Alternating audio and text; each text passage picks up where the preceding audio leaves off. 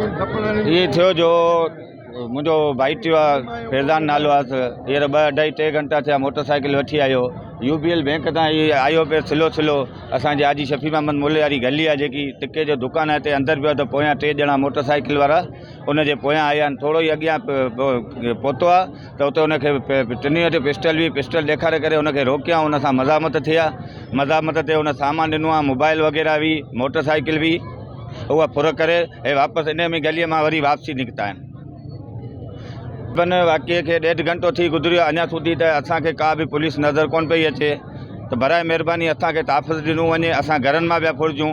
ॿ हफ़्ता पहिरीं बि असांजे घर जे साम्हूं हिकिड़ी 125 मोटरसाइकिल खजी वई, उन्हनि जी बि असां FIR दर्ज कराई आहे। अञा સુધી उन्हनि जो बि को बि पतो न आहे।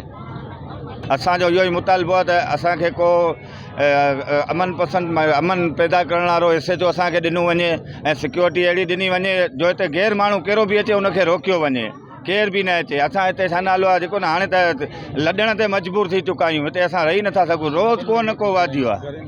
घरनि में पंहिंजे महफ़ूज़ न आहियूं। बराए महिरबानी IG सिंध असां घरनि में महफ़ूज़ न आहियूं। असांजे नियाणियुनि खे घरनि जे अंदरि गोलियूं हणी वञनि था, माण्हू रोज़ मरनि पिया असांजा। त बराए महिरबानी IG सिंध SSP मलीर एला हुकाम ऐं MPA MNA सां पुरज़ोर अपील था करियूं त असांखे तहफ़ुज़ ॾिनो वञे।